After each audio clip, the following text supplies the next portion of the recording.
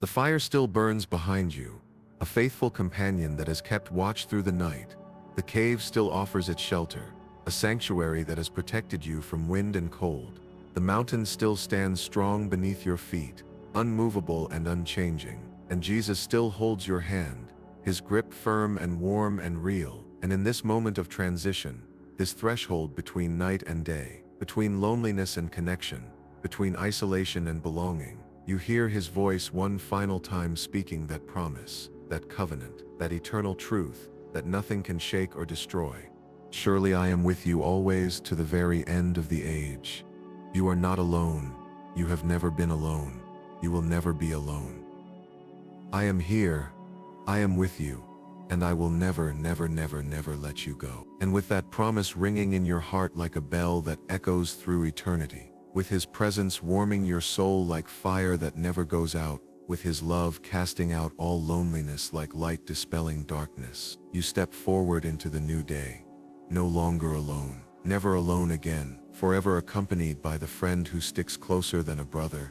The path down the mountain stretches before you, winding between rocks and trees, descending toward the valley where life awaits with all its demands and disappointments, its joys and sorrows, its connections and disconnections. But now you walk it differently. Now you descend with Jesus beside you, his presence as real as the ground beneath your feet, as constant as your own heartbeat, as faithful as the sunrise that comes every morning without fail. I want you to understand something, he says as you begin your descent together, his voice thoughtful and filled with love, about what happened on this mountain, about what changed during this night. He walks beside you, his hand in yours, navigating the rocky path with easy grace. It wasn't just that you felt my presence for a moment. It wasn't just that loneliness temporarily lifted. What happened here was deeper than feelings, more permanent than emotions. You encountered reality, you touched truth, you experienced what has always been true but what you couldn't see or feel before. A bird calls from somewhere in the trees, greeting the morning, celebrating the light, and Jesus pauses on the path, turning to face you fully, both his hands holding yours now, his eyes intense with the importance of what he's about to say. The loneliness you've been carrying, it told you lies. It whispered that you were alone, that no one cared, that you didn't matter, that you were invisible and insignificant. And those lies felt true because the pain was real. But tonight, on that mountain, you discovered the truth that stands behind all the lies, the reality that cannot be shaken by feelings or circumstances. You are not alone. You have never been alone. You will never be alone, because I am with you always. He squeezes your hands gently, emphasizing each word. Always means in the joy, and in the sorrow, in the success, and in the failure, in the crowds, and in the solitude, in the light, and in the darkness. I am there, constant, faithful, unchanging. Your feelings about my presence may fluctuate, your awareness of my nearness may vary, but the reality of my presence never changes. I am always with you. This is not something you need to earn or maintain or deserve. This is a gift, freely given, permanently established, eternally secured. You continue down the path together, the sun climbing higher, warming the air, painting the world in shades of gold and green.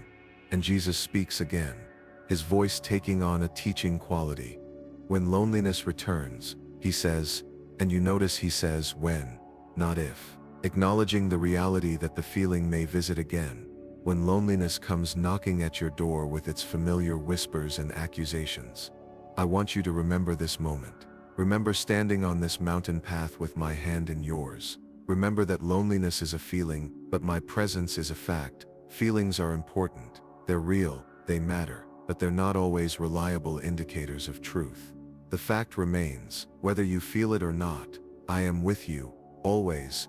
The path grows steeper, requiring more attention, more careful footing, and Jesus steadies you when you stumble, catches you when you slip. Always there, always attentive, always present.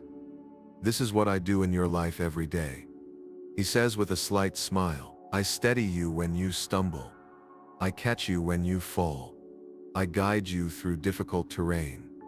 Most of the time you don't notice, don't feel my hand steadying you. don't see my presence guiding you.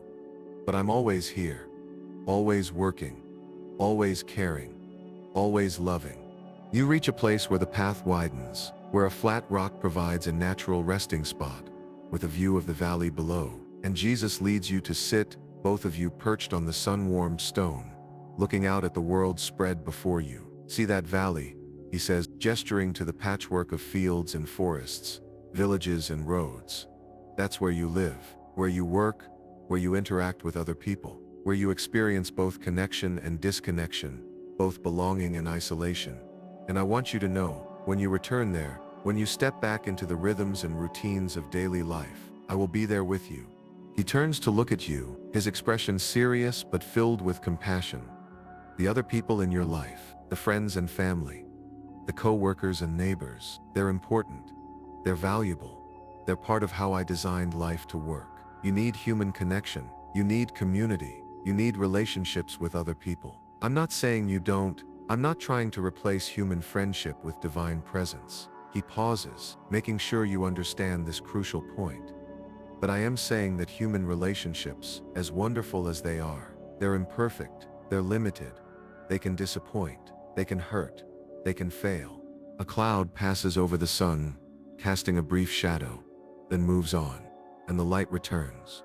And when human relationships fail, when friends let you down, when fams let you down, when fams let you down, when you find yourself alone in a crowd of people, I am still there, constant, faithful, reliable. I am the foundation on which all other relationships can be built. I am the security that allows you to risk connection with imperfect people, because even if they fail you, even if they leave, even if they hurt you, I will never leave, never fail, never stop loving you.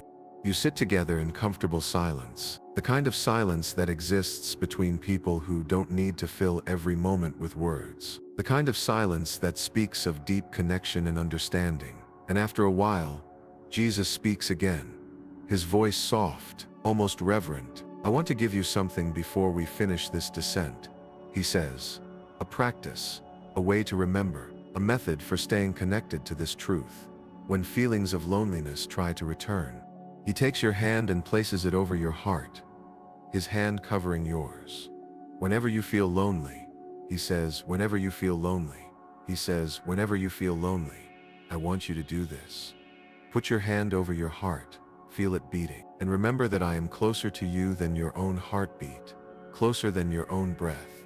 I'm not out there somewhere far away. I'm here, in you, with you, part of you. We are connected at a level deeper than you can imagine. He removes his hand, but leaves yours over your heart, and then he continues. I want you to speak truth out loud, not because I need to hear it, but because you need to hear it. Say these words: I am not alone. Jesus is with me. He will never leave me. He is here right now. Say them even if you don't feel them. Say them especially when you don't feel them, because truth is not dependent on feeling. Truth stands firm whether feelings support it or not. You practice it there on the rock, hand over heart, speaking the words. And something shifts inside you, something settles, something finds its place. That's it, Jesus says with approval. That's how you fight the lies of loneliness, not by denying the feeling, not by pretending it doesn't hurt, but by speaking truth that is bigger than the feeling, by declaring reality that cannot be changed by emotions. You stand together, ready to continue the descent, and Jesus wraps you in a final embrace, his arms strong and sure around you.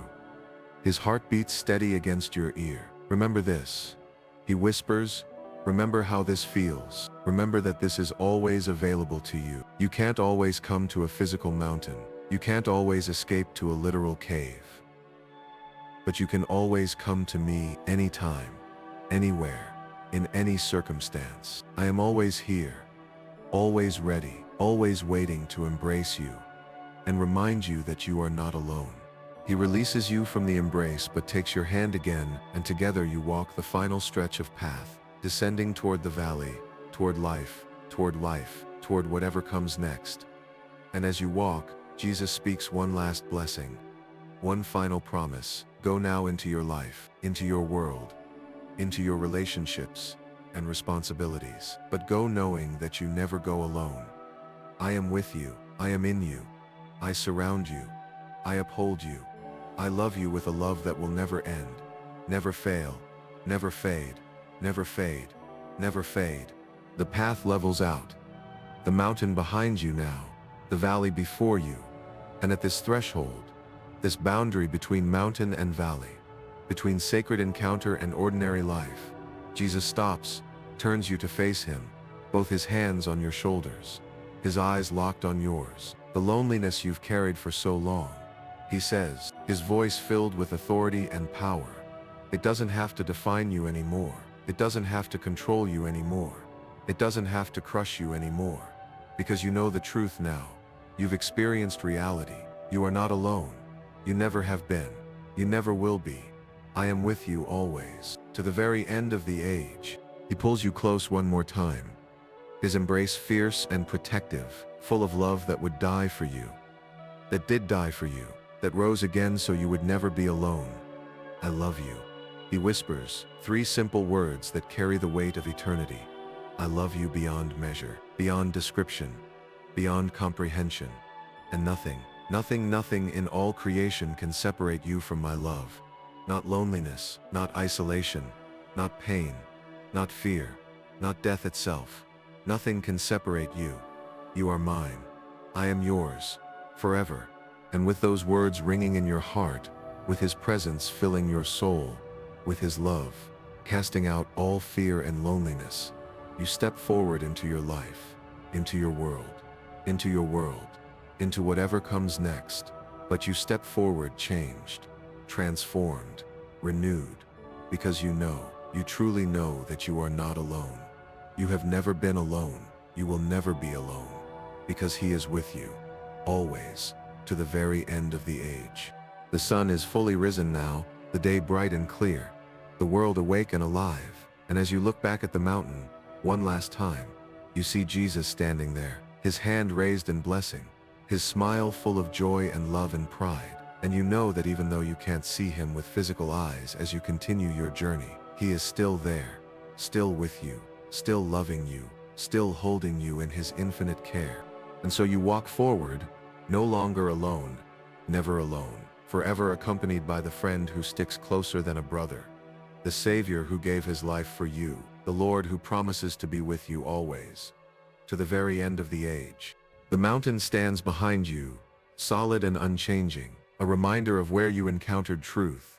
The cave remains on its slopes, a sanctuary that will always be there if you need to return. The fire has burned out, but its warmth lingers in your memory, and Jesus remains, not behind you on the mountain, but beside you, in you, around you, constant, faithful, present, always. You are not alone. You have never been alone. You will never be alone. This is not hope. This is not wish. This is not dream. This is reality. This is truth. This is promise. This is covenant. This is love that will never end, never fail, never fade. This is Jesus saying to you, right now, in this moment, I am with you always, to the very end of the age. Rest in that truth, walk in that reality, live in that love. You are not alone, never alone, forever held, forever known, forever loved. Amen and amen.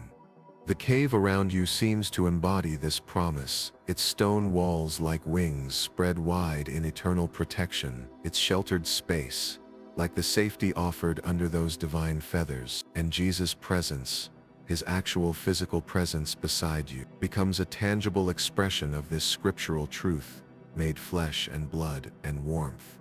You are covered, you are protected, you are safe, and you are not alone. His faithfulness will be your shield and rampart. Jesus continues, his voice steady and sure as bedrock.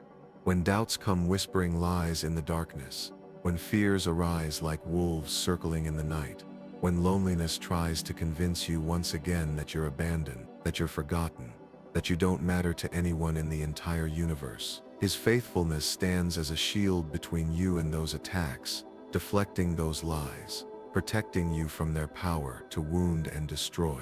His faithfulness is your rampart, your defensive wall, your fortress against the relentless attacks of isolation and despair and meaninglessness. Your breathing has become slow and deep, synchronized with the rhythm of his words. Like two instruments playing in harmony, with the pulse of his presence, like two hearts beating as one.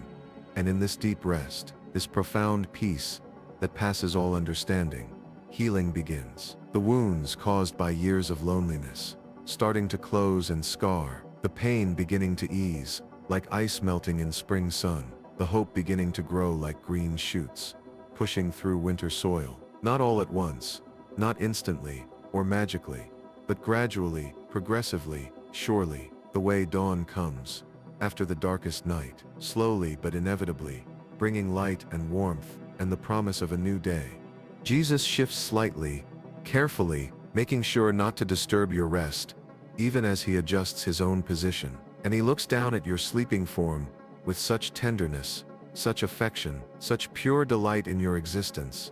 The way a father looks at a beloved child, the way a shepherd looks at a rescued lamb, the way an artist looks at a finished masterpiece, the way God looks at his creation, and declares it very good, more than good, precious and valuable and worthy of infinite love. You are precious to me. He whispers, knowing you can hear him even in the depths of sleep, knowing his words sink into your subconscious mind, and plant themselves like seeds that will grow, more precious than you know, more loved than you can imagine, more important than you dare to believe. The fire has settled into steady burning now, no longer the dramatic dancing flames of earlier, but the sustained glow of well-established coals that need little tending, providing constant warmth without requiring constant attention. And Jesus sees this as a metaphor, as a picture of what he's doing in your heart right now on this mountain, building not just a momentary experience of his presence that will fade when morning comes, but a sustained reality of connection that will continue long after you descend from this place. Not just a brief respite from the crushing weight of loneliness, but a lasting foundation of belonging that will support you through all the days to come. I'm not just here for tonight, he says softly, speaking into your dreams, into your subconscious, into the deepest parts of your being, where truth plants roots that cannot be shaken. I'm here for always, for every lonely moment you've ever had, and every lonely moment you ever will have, in all your remaining days. I was there in the past, when you felt invisible, when you sat alone in crowded rooms, when you cried yourself to sleep in the darkness. I am here now as you rest against me on this mountain, and I will be there in the future, when loneliness tries to return with its lies and its pain. I am constant, I am faithful, I am yours, and you are mine, forever and ever and ever. The mountain stands silent and strong beneath you, unmoved by wind or time. The cave walls hold firm and steady around you, unchanging through seasons and centuries. The fire burns warm and bright before you, reliable and constant. And Jesus remains, his hand on your shoulder never wavering, his presence wrapping you in peace that cannot be explained or understood, his love filling every empty space, every lonely corner, every isolated chamber of your heart that has ached with the pain of disconnection. And in this moment, on this mountain, in this cave, beside this fire, you are experiencing the truth that will sustain you through every lonely day to come, the unshakable reality that you are not alone. You have never been alone. You have never been alone. You will never be alone. As the night deepens, as the stars reach their peak brightness in the ink-black sky, as the fire settles into its most steady burning, Jesus begins to speak a new truth, a new promise. His voice barely above a whisper but carrying the weight of eternity in every syllable. There is a friend who sticks closer than a brother. He pauses, letting the words sink in like rain into thirsty ground. There is a friend who sticks closer than a brother. A friend, he continues, his hand still resting on your shoulder, still maintaining that physical connection, that tangible reminder that he is really here. And this is really happening. Not just an acquaintance who smiles and waves from across the street, not just someone who's nice to you when it's convenient and costs them nothing, but a friend, someone who knows you and all your flaws and failures, who sees you and all your wounds and weaknesses, who values you not for what you can do or provide, who chooses you again and again and again even when you have nothing to offer in return. The fire pops softly, punctuating his words, adding emphasis through sound and light. Who sticks closer than a brother? He goes on, his voice full of warmth, full of affection that knows no bounds. Brothers are connected by blood, by family, by obligation and duty. But this friend is connected by choice, by love that is freely given, by commitment that is voluntarily made. And that choice, that love, that commitment, it goes deeper than any blood relation could ever go. It sticks closer than any family bond. It holds tighter than any obligation. It lasts longer than any duty. You stir slightly in your sleep, some part of you aware that he's speaking words of life, some part of you listening with your spirit, even though your conscious mind is at rest, absorbing truth, like a plant absorbs sunlight. And Jesus smiles, seeing your response even in unconsciousness, seeing how your spirit is receiving his words and planting them deep, where they can take root and grow and bear fruit. I am that friend, he says clearly, speaking directly to your sleeping soul with authority and power. I am the one who sticks closer than a brother. I am the one who will never leave no matter how far you wander, who will never forsake no matter how many times you fail, who will never give up on you even when you give up on yourself. The cave walls seem to echo his words, to amplify them, to send them reverberating through the stone and into your very bones. And the mountain beneath you seems to affirm them, to add its ancient testimony that has witnessed countless generations to his eternal truth. And the stars above seem to shine brighter, as if they too are declaring the reality of his friendship, his presence, his unfailing love that never ends. In the morning, Jesus says, his voice taking on a prophetic quality, speaking into your future, into your tomorrow and all your tomorrows to come. When you wake from this sleep and open your eyes to a new day, you might wonder if this was real, if I was really here, if this moment of profound connection actually happened, or if it was just a dream conjured by your desperate longing. And I want you to know, right now, while you're still here with me, while you can still feel my hand on your shoulder and hear my voice in your ears, that this is real. I am real, and our friendship, our connection, our relationship, it's the most real thing in your life, more real than the ground beneath your feet or the air in your lungs. He looks out at the valley below, at the scattered lights of distant villages twinkling like earthbound stars, at the dark expanse of forest and field that stretches to the horizon. And when you go back down there, he continues, his voice filled with promise and assurance, when you return to your daily life, to your routines and responsibilities, to the places and people that sometimes make you feel so desperately alone, I will go with you. I will not stay on this mountain while you descend. I will walk beside you every step of the way, invisible perhaps to physical eyes, but more present than anyone else in your life, more faithful than any human friend could be, more constant than the sunrise. The wind picks up slightly, moving through the cave entrance, carrying the scent of pine and stone and snow, and it stirs the fire, making the flames dance higher for a moment like hands raised in worship. And Jesus uses this as a teaching moment, even though you're asleep, speaking truths that your spirit can grasp even when your conscious mind cannot. See how the wind moves.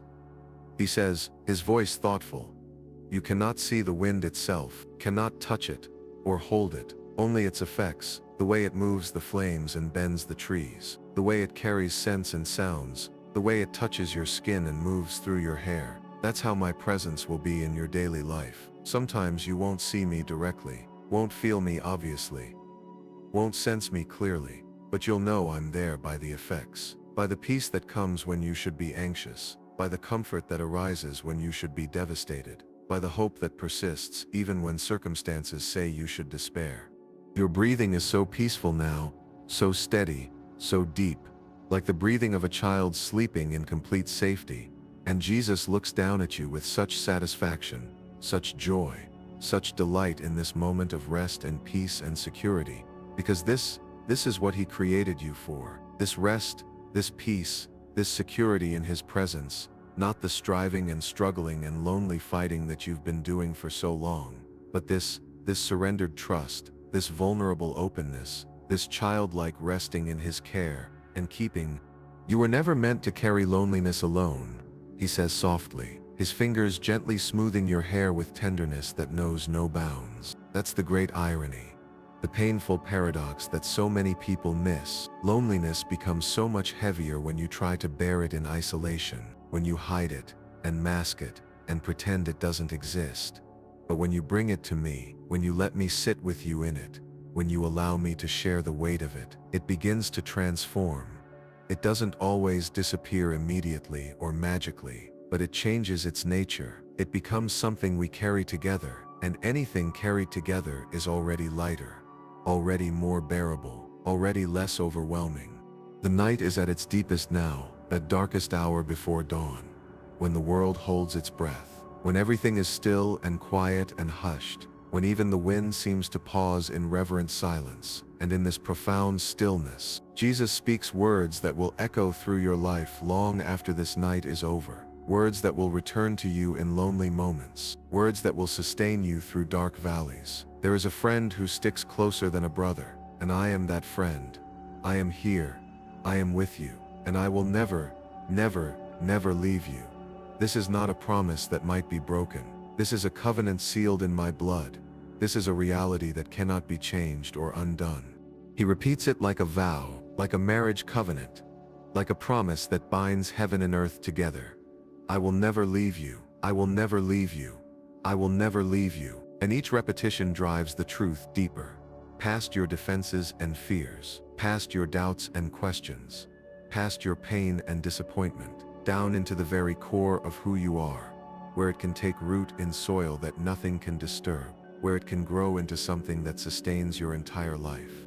The stars begin their slow wheel toward morning, imperceptible in any single moment, but undeniable when you look over time, and the fire burns on, tended by Jesus' careful hand, never allowed to go out, never permitted to fade, always kept burning with steady warmth and light, just as His presence in your life will never go out, will never fade away, will always be there to provide warmth when you're cold, light when you're in darkness, comfort when you're afraid, hope when you're despairing.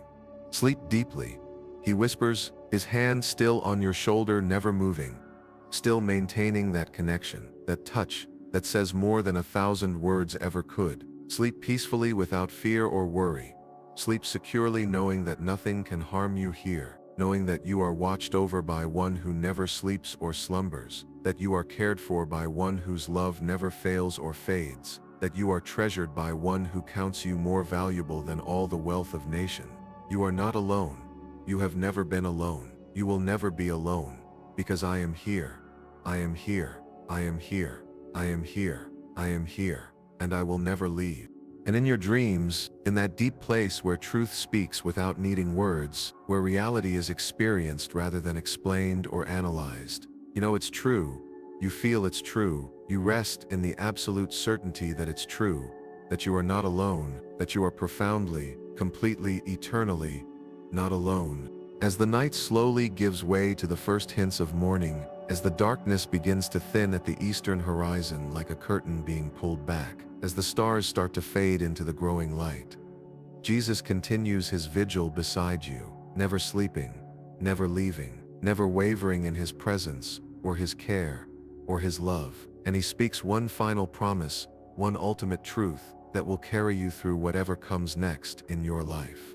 Surely I am with you always, He says, His voice filled with the weight of absolute certainty, with the authority of one who cannot lie, with the power of one who keeps every promise, to the very end of the age. He pauses, making sure the words penetrate even your sleeping consciousness, making sure they sink deep where they can never be forgotten. Surely, without doubt, without question, without any possibility of change.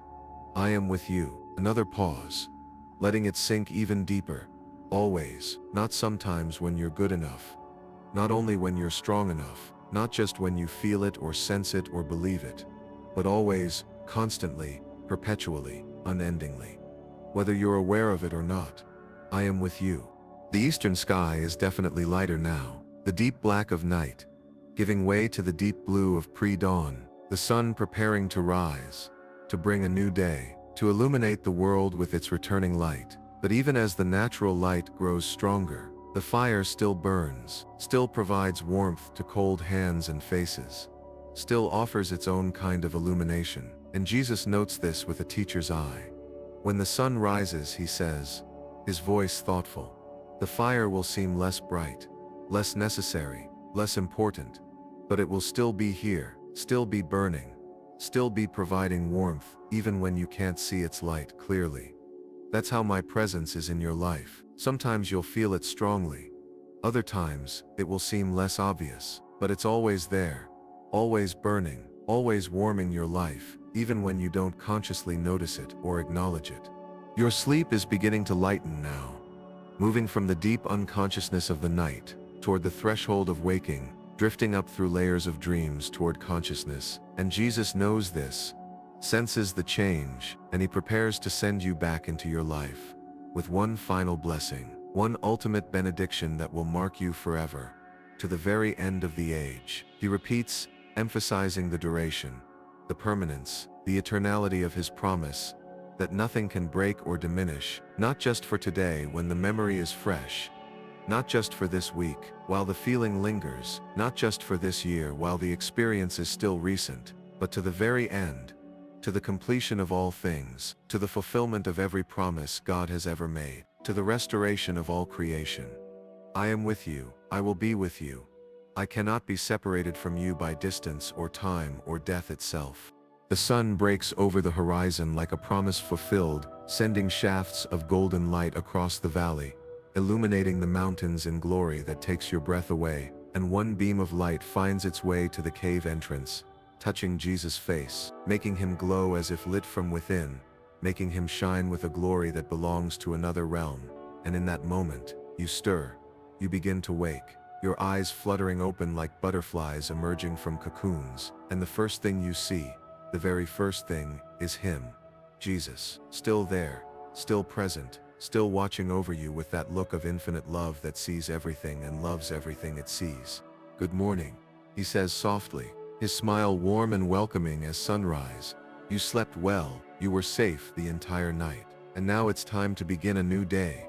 But before you go, he takes both your hands in his, looking directly into your eyes, with an intensity that seems to see through to your very soul. Remember this mountain, where heaven and earth met. Remember this cave where you found refuge. Remember this fire that burned through the night. Remember how it felt to not be alone, and know, truly know deep in your heart, that this feeling, this reality, this truth, it goes with you down the mountain. I go with you. You will never descend this mountain alone. You will never face your life alone. I am with you always, to the very end of the age. This is not just a beautiful sentiment. This is reality. This is truth. This is a promise I will keep. And as the sun rises fully, as the new day begins with all its possibilities and challenges, as the mountain awakens to light and life and movement, you stand with Jesus, both of you looking out at the valley below, at the world waiting for you with all its joys and sorrows, and you know deep in your soul where truth lives, that something fundamental has changed, that you have encountered the living God, that you are loved beyond measure, that you are known completely, that you are no longer not ever alone. The evening finds you climbing a narrow mountain path, your footsteps echoing in the growing silence, and you realize you've been walking alone for so long. The loneliness has become like a companion you didn't choose. But tonight, something draws you higher, toward a cave entrance carved into the mountainside. And there, silhouetted against the sunset, you see him, Jesus, sitting on the rocky ledge, his form outlined in golden light, waiting. As you approach, he doesn't speak immediately. He simply makes room, his presence saying what words cannot. I know how it feels, to be misunderstood, to be left alone. Even I experienced this. And somehow, in that acknowledgement, the crushing weight of isolation begins to ease. The cave behind him offers shelter, protection, and before it, a small fire burns steadily, its warm glow reflecting off the stone walls, creating a circle of light in the gathering darkness. You can smell the clean mountain air, mixed with the subtle smoke of burning wood, and you can hear the distant call of an eagle, circling somewhere in the valley below. But here, in this sacred space, there is only peace, only presence, only the profound relief of being truly seen by someone who understands. Jesus gestures to the space beside the fire, his eyes gentle, his smile welcoming, and you know, with absolute certainty, that you are no longer alone. The last rays of sunlight paint the western sky in shades of amber and rose, and as you sit down beside Jesus, the warmth of the fire reaches your cold hands, your tired body, your weary soul. He sits with his back against the cave wall, the ancient stones seeming to embrace him, to support him, and he pats the ground beside him, inviting you to lean back as well, to rest against the solidity of rock that has stood for thousands of years, unmoved by storms, unshaken by time, unchanging in its strength and dependability. "You've been carrying so much," he says quietly, his voice barely above a whisper. But in the mountain stillness, every word carries clearly, perfectly, intimately, carrying the weight of loneliness, the burden of feeling unseen, unheard, unknown, the exhausting effort of pretending you're okay when you're really not. He turns his head to look at you, and his eyes, they hold such depths of understanding, such oceans of compassion, such infinite reservoirs of empathy, that you feel something inside you beginning to crack, beginning to open, beginning to release the pain you've been holding so tightly for so very long. The fire crackles softly, and Jesus picks up a small stick, adding it to the flames, watching as it catches, as it begins to burn, to transform from ordinary wood into extraordinary light and heat. "That's what I want to do with your loneliness," he says, still watching the fire, still observing the transformation taking place before his eyes. Not ignore it, not dismiss it, not tell you to just get over it, but transform it, take it and make it into something that brings warmth to others, that creates light in dark places, that draws hurting people close, because you see, the people who understand loneliness best, who can comfort others most deeply, who can speak hope most powerfully, are those who have walked through the valley themselves, those who know the terrain, those who understand the pain. You feel tears beginning to form, hot tears that blur your vision and burn your eyes, and Jesus, without a word, without hesitation, without any discomfort or awkwardness, reaches over and takes your hand, his grip warm and solid and real and human, and he just holds it, doesn't try to fix anything, doesn't offer easy answers or simple solutions, doesn't rush you or pressure you, just holds your hand and lets you feel what you need to feel. And in that simple touch, in that uncomplicated presence, in that radical acceptance, you begin to understand something profound, something life-changing, something that shifts your entire perspective, that sometimes the cure for loneliness isn't words or activity or distraction or busyness. Sometimes it's just someone willing to sit with you in the pain, to acknowledge the reality of your suffering, to not run from your tears or your questions or your doubts. The sky is darkening now. The first stars beginning to appear like tiny diamonds scattered across deep blue velvet, tiny points of light in the deepening darkness. And Jesus speaks again, his voice taking on the cadence of Scripture, the rhythm of ancient words that have been spoken over countless generations, words that have comforted millions of lonely hearts throughout history. "The Lord is near to the brokenhearted and saves the crushed in spirit." He pauses, letting the words settle over you like a warm blanket, like a gentle rain, like the embrace of someone who truly cares. "The Lord is near to the brokenhearted and saves the crushed in spirit." Near, he repeats, emphasizing the word, drawing your attention to its significance, its power, its promise. Not far, not distant, not removed from your pain or disconnected from your suffering, but near, close, intimate, present.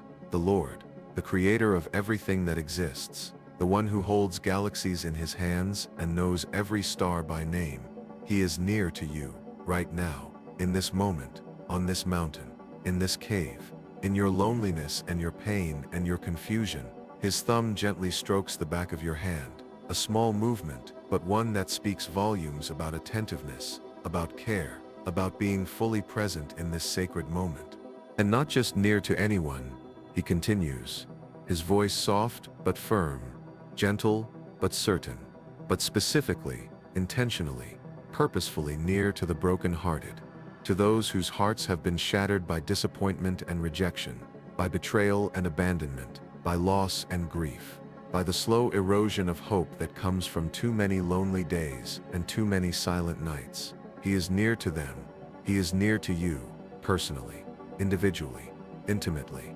The fire pops, sending up a small shower of sparks that rise into the darkening sky, like tiny prayers, like visual representations of hope, ascending, like physical manifestations of faith reaching toward heaven. You can feel the roughness of the stone wall against your back, the solid reality of it, the unchanging dependability of it, and Jesus leans his head back against it too. And for a moment, you both just sit there in comfortable silence, looking out at the valley below, at the shadows lengthening and deepening, at the world preparing for night. And in this shared silence, in this companionable quiet, in this peaceful presence, you feel less alone than you have in months, maybe years, maybe ever in your entire life. I want to tell you about loneliness. Jesus says after a while, his voice thoughtful, reflective, carrying the weight of personal experience about what it really is and what it isn't, about the truth beneath the feeling, about the reality beyond the pain. He shifts slightly, getting more comfortable, as if settling in for a longer conversation, a deeper sharing, a more intimate connection. Loneliness isn't the same as being alone. Some of the most crowded rooms hold the loneliest people, and some of the most isolated places hold the most connected souls. Loneliness is about disconnection, about feeling like no one really knows you. No one really sees you. No one really understands what's happening inside your heart and mind and soul. He picks up a small stone from beside the fire, turning it over in his hand, examining it carefully, thoughtfully, as if seeing something in it that others might miss. And that feeling, that deep ache of being unknown, of being invisible, of being insignificant, it's actually one of the most human things you can experience.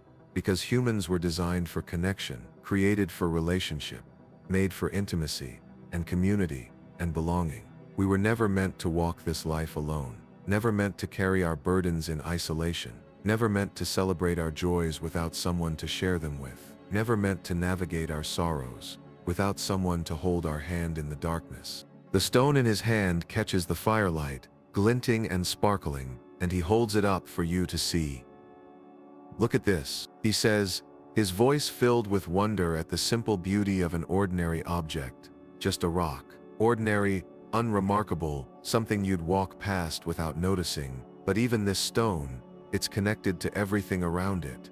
It came from the mountain, shaped by ancient forces, worn by wind and water and time, heated by the sun and cooled by the night, touched by rain and snow and ice. Nothing in all of creation is truly separate, truly isolated, truly alone. Everything is woven together in an intricate web of connection and relationship and interdependence.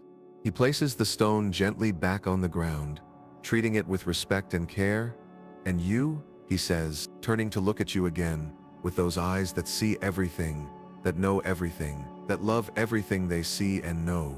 "You are woven into that web too, connected to me, connected to others, connected to all of creation, even when you can't feel it, even when the loneliness makes you feel like you're floating in empty space with nothing to hold on to. The connections are there, real and solid and unbreakable and eternal. Sometimes you just need help seeing them, feeling them, knowing deep in your soul that they're real and true and lasting."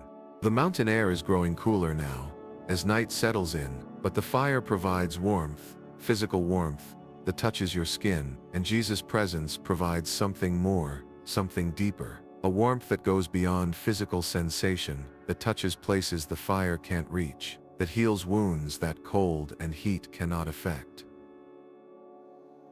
"Let me share with you another promise," he says, and his voice takes on that sacred quality again, that tone that lets you know he's speaking words that carry weight beyond their sound, words that echo through eternity, words that have power to change lives and heal hearts. God settles the solitary in a home. He leads out the prisoners with singing. God settles the solitary in a home. He repeats slowly, deliberately, giving weight to each word, allowing each phrase to sink deep into your consciousness. The solitary, those who feel alone in crowded rooms, those who feel isolated even when surrounded by people, those who feel like they don't belong anywhere or with anyone. God settles them. He doesn't leave them wandering aimlessly, doesn't abandon them to their isolation and pain. He settles them, gives them a place of belonging, A home not just of walls and roof, but of heart and soul and spirit. His hand squeezes yours gently, a physical reminder of his presence and care. He settles them in a home. You think about that word, home, rolling it around in your mind, examining it from different angles, and you realize how long it's been since you felt truly at home anywhere. How long since you felt like you belonged, like you fit, like you were wanted and welcomed and cherished for who you really are. And Jesus, seeing the emotions crossing your face like clouds across the sky, nods slowly, knowingly. "I know," he whispers, his voice filled with understanding born of personal experience. "I know what it's like to not have a home. The foxes have holes in the ground, the birds have nests in the trees. But the Son of Man had nowhere to lay his head, nowhere to call his own, nowhere to truly rest. I understand what it's like to be a wanderer, to be searching for a place to belong, to long for home." The fire burns steadily, its flames dancing in patterns that seem almost alive, almost purposeful, almost like a living thing communicating truths beyond words. And Jesus feeds it another piece of wood, tending it carefully, making sure the warmth and light continue. "But here's what I learned," he says, watching the flames catch the new fuel and transform it. "Home isn't always a place with walls and a roof. Sometimes it's a presence, sometimes it's a person, sometimes it's a connection. Sometimes home is wherever you're fully known and fully accepted and fully loved for exactly who you are. And that can happen anywhere, on a mountain, in a cave, beside a fire, in a moment of genuine connection and authentic relationship and true belonging." You feel yourself relaxing more deeply now, the tension you've been carrying for so long beginning to release its grip, your shoulders dropping from where they've been hunched up near your ears, your jaw unclenching from where it's been tight with stress, your hands opening from where they've been clenched into fists. And Jesus notices every small change, every tiny shift, every subtle release. "That's it," he says encouragingly, his voice warm with approval and delight. "Let it go. Let the tension go. Let the need to hold everything together all by yourself finally go. You can rest here. You can let down your guard. You can stop pretending and performing and protecting yourself. Because this is a safe space. I am a safe person, and you are loved exactly as you are in this moment. Lonely heart and broken spirit and all." The valley below is almost completely dark now, the last light fading from the western sky. But up here on the mountain, the fire provides light that pushes back the darkness.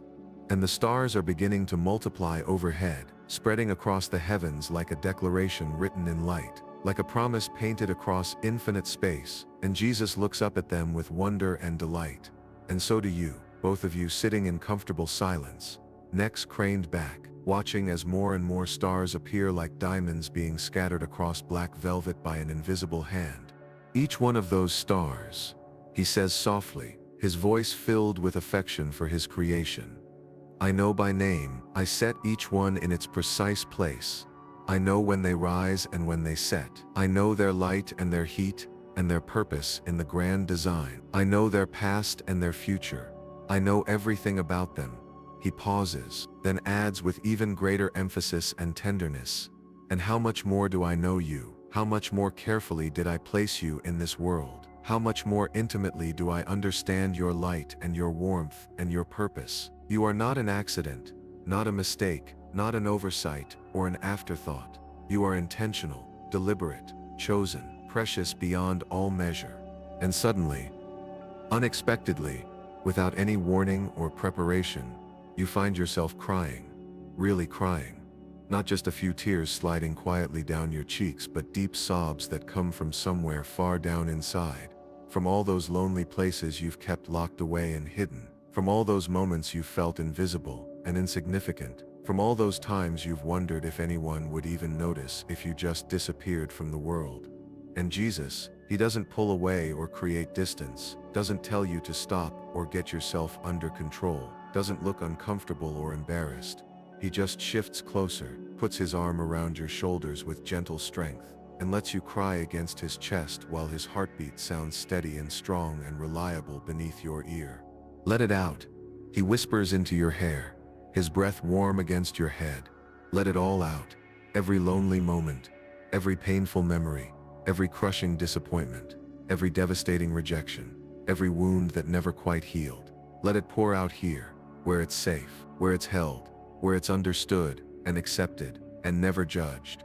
And so you do, you cry, until you're exhausted, until there are no more tears left to shed, until you're empty and spent, and somehow, paradoxically, mysteriously, also filled with a strange sense of peace. You can't quite explain, of relief you didn't know you needed, of being known at the deepest level, and still being loved. As your crying subsides, as your breathing steadies and slows, as the storm passes and calm returns, Jesus continues to hold you, his arm warm and solid and dependable around your shoulders, and the fire continues to burn with steady faithfulness, and the stars continue to multiply in their ancient dance across the sky, and the mountain continues to stand unmoved and unchanging beneath you. Do you know why I brought you here? He asks gently, his voice soft with compassion and purpose. To this mountain, to this cave, to this fire, to this moment. You shake your head slightly, not trusting your voice yet, not ready to break the sacred silence with words. Because mountains are places of encounter, he says, his voice taking on a teaching quality. Places where heaven and earth meet in ways that are visible and tangible. Places where people come face to face with God in moments that change everything. Moses met me on a mountain and received the law that would shape a nation. Elijah heard my still small voice on a mountain when he thought he was the only one left. I was transfigured on a mountain in glory that revealed my true nature. I taught my greatest sermon on a mountain with words that would echo through millennia. I ascended to heaven from a mountain after completing the work of redemption. He gestures around at the cave, the fire, the vast expanse of sky dotted with stars. Mountains are thin places, where the veil between the visible and invisible is like gossamer, where you can sense my presence more clearly, feel my love more deeply, know my truth more fully than in the ordinary places of daily life. The fire has burned down to a bed of glowing coals, pulsing with heat like a living heartbeat, and Jesus adds more wood with practiced care, building it back up. And as the flames grow higher, casting dancing shadows on the cave walls that seem to tell stories in light and darkness, he speaks again. And caves. Caves are places of refuge, places of shelter from the storm, places of protection when the world becomes too much, places of safety when danger threatens. He leans back against the stone wall, and you lean with him. Both of you supported by the ancient rock that has stood through countless storms and seasons. Elijah hid in a cave when he was running from enemies who wanted to kill him. David wrote some of his most beautiful and honest psalms while hiding in caves from those who sought his life. Caves represent safety, sanctuary, a place to retreat when the world becomes overwhelming and hostile. You realize he's right, that this cave, this simple opening in the mountainside, it does feel profoundly safe. It does feel like sanctuary in a world that often feels dangerous and hostile, like a place set apart from the harsh realities and crushing disappointments of the world below, a place where you can be vulnerable without fear, where you can let your guard down without danger, where you can stop fighting and defending and simply be yourself. And so I brought you here, Jesus concludes, his voice warm with love and purpose, to this mountain place of divine encounter, to this cave place of sacred refuge, so that we could meet, so that you could experience in a deep and undeniable way what it means to not be alone, truly, deeply, completely, eternally not be alone. Your eyes are heavy now, exhausted from crying, from climbing, from carrying loneliness like a heavy burden for so very long. And Jesus sees this weariness, recognizes this bone-deep exhaustion, and he adjusts his position with careful gentleness, stretching out his legs, making himself comfortable against the cave wall. And then he gently guides you to lie down with your head in his lap, his hand resting protectively on your shoulder. Rest now, he says softly, his voice like a lullaby. Sleep if you need to. I'll keep watch through the night. I'll tend the fire so it never goes out. I'll make sure you're completely safe. And it's such a relief, such a profound and overwhelming relief, to let someone else be responsible, to let someone else keep watch and stand guard, to trust that you can rest and nothing bad will happen while you sleep. As you settle into this position, feeling the warmth of the fire on one side and the solid presence of Jesus on the other, he begins to speak again. His voice low and rhythmic, almost hypnotic, like a lullaby, or a meditation, or a prayer. The Lord is near to the brokenhearted. The Lord is near to the brokenhearted, and saves the crushed in spirit. The Lord is near to the brokenhearted, and saves the crushed in spirit. The words become a rhythm, a mantra, a truth that sinks deeper with each repetition, bypassing your conscious mind and going straight to your heart. God settles the solitary in a home. He leads out the prisoners with singing. God settles the solitary in a home. He leads out the prisoners with singing. His hand moves gently on your shoulder, a comforting weight, a reassuring presence, a tangible reminder that you are not alone. You are not alone. You have never been alone. You will never be alone. I am here. I am here. I am here. I am here. The fire crackles and whispers, the wind sighs through the cave entrance. Like the breath of the mountain itself, the stars wheel slowly overhead in their ancient choreographed dance, and you drift, consciousness fading like mist in morning sun, the boundary between waking and sleeping becoming blurred and indistinct. And through it all, through every moment of transition, Jesus remains, constant as the mountain, faithful as the stars, present as the air you breathe. His hand on your shoulder, his voice in your ears, his love surrounding you like the cave walls, like the mountain itself, solid and unshakable and eternal. In the depths of your rest, somewhere in that twilight space between dreams and reality, where truth speaks without words, you become aware that Jesus is speaking scripture again, his voice soft but clear, penetrating even into your sleeping consciousness like light through water. He will cover you with his feathers, and under his wings you will find refuge. His faithfulness will be your shield and rampart. Even in sleep, these words find their way to your heart, wrapping around it like a warm blanket, healing it like medicine, strengthening it like food. He will cover you with his feathers. The image is so tender, so gentle, so full of protective care. God as a great bird, spreading wings of safety over his vulnerable young, and under his wings you will find refuge. Refuge, safety, shelter, protection, security. All the things your lonely heart has been craving, has been desperately seeking, has been aching for with a pain that words cannot fully express.